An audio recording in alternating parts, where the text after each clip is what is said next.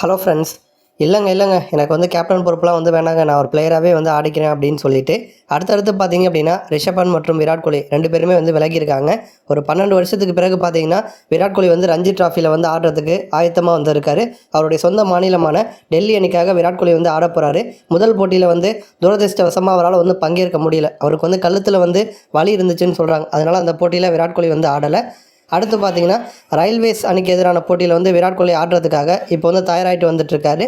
இவர் வந்து முன்னாள் இந்திய பயிற்சியாளரான சஞ்சய் பங்கர் கூட சேர்ந்து தீவிரமாக வந்து ப்ராக்டிஸ் பண்ணி வந்துட்டுருக்காரு.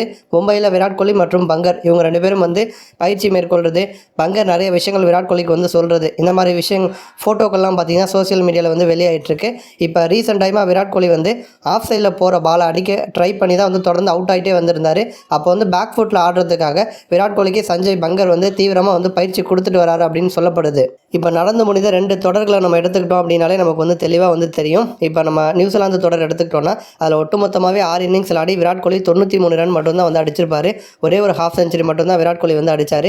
அதுக்கப்புறம் வந்து பார்டர் கவாஸ்கர் டிராஃபி வந்து நடந்துச்சு. இதற்கு முன்னாடி வந்து 2 முறை ஆஸ்திரேலிய மண்ணில் பார்டர் கவாஸ்கர் டிராஃபியை வந்து நம்ம வந்து கைப்பற்றணும். ஆனால் இந்த முறை வந்து நம்மளால் வந்து கைப்பற்ற முடியலை. இத்தனைக்கும் வந்து ரோஹித் சர்மா கிட்ட ஒரு மிக சிறந்த டெஸ்ட் அணி இருந்த போதிலுமே கூட நம்மளால் வந்து பார்டர் கவாஸ்கர் டிராஃபி வந்து கைப்பற்ற முடியலை.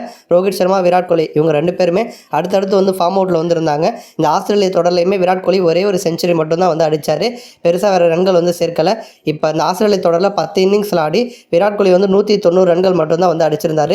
அதே மாதிரி 10 இன்னிங்ஸில் கிட்டத்தட்ட 9 இன்னிங்ஸில் ஒரே மாதிரி மெத்தடில் மட்டும்தான் பார்த்தீங்கன்னா விராட் கோலி வந்து அவுட் ஆகிருப்பார். அப்போ வந்து ஒரு சீனியர் வீரர் அப்படிங்கிறத தாண்டி ஏதோ விராட் கோலி வந்து யங் பிளேயர் மாதிரி ஆஸ்திரேலிய வீரர்கள் வந்து அவர் வந்து ட்ரீட் பண்ண ஆரம்பிச்சிட்டாங்க. இவர் வருவார், கரெக்டாக அந்த லைனில் லென்த்தில் போட்டோம் அப்படின்னா ஈஸியாக ஸ்லிப்பில் நின்று இவரை வந்து கேட்ச் பிடிச்சி அவுட் ஆக்கிடலாம் அப்படிங்கிற மாதிரி விராட் கோலியை ரொம்ப ஈஸியாக வந்து இந்த மாதிரி ஆஸ்திரேலிய வீரர்கள் வந்து ஹேண்டில் பண்ணிட்டாங்க. ஒவ்வொரு முறையுமே விராட் கோலியை வந்து எதிர்கொள்கிறதுக்கு வந்து ரொம்ப திணறுவாங்க. அவர் அவுட் ஆக்குறது அவ்வளோ ஈஸி வந்து கிடையாது. ஆனால் இந்த முறை வந்து ரொம்ப அசால்ட்டாக வந்து விராட் கோலியை வந்து அவுட் ஆக்கிட்டாங்க. விராட் கோலி விக்கெட் எடுத்தால் பெருசாக ஆஸ்திரேலிய பவுலர்ஸ் வந்து செலிப்ரேட் கூட வந்து பண்ணலை. ஏன்னா அந்தளவுக்கு வந்து விராட் கோலி வந்து ஃபார்ம் அவுட்டில் வந்து இருக்கார். இப்போ வந்து ஒரு 12 வருஷத்துக்கு பிறகு ரஞ்சியில் வந்து ஆட போகிறாரு.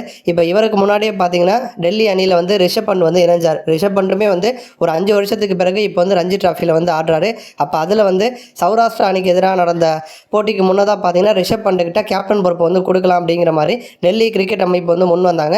ஆனால் ரிஷப் பண்ட் வந்து அதை வந்து மறுத்துட்டார். இல்லை இப்போ இருக்க பிளேயர்ஸுடைய நிலமை பேட்டிங் ஃபார்ம் பற்றிலாம் எனக்கு பெருசாக எதுவுமே வந்து தெரியாது. அதனால் வந்து ஆயுஷ் பதோனியோடைய கேப்டன்சி கீழே நான் ஆடுறதுக்கு தயாராக இருக்கேன். என்னால் முடிஞ்ச உதவியை நான் அவருக்கு வந்து கொடுக்குறேன். எனக்கு வந்து பொறுப்புலாம் வேணாம் அப்படிங்கிற மாதிரி ரிஷப் பண்ட் வந்து மறுத்துட்டார்.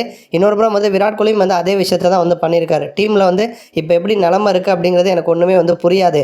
அதனால் வந்து நான் ஒரு பிளேயராக வந்து ஆடுறேன், என்ன நான் வந்து ஃபார்முக்கு கொண்டு வரதா ரஞ்சியில் வந்து ஆடுறேன், கேப்டன் பொறுப்பெலாம் எனக்கு வேணாம் அப்படின்னு விராட் கோலி வந்து மறுத்துட்டார். அப்போ வந்து ரிஷப் பண்ட் விராட் கோலி கிட்ட கேப்டன் பொறுப்பை கொடுக்க முன் வந்தாங்க.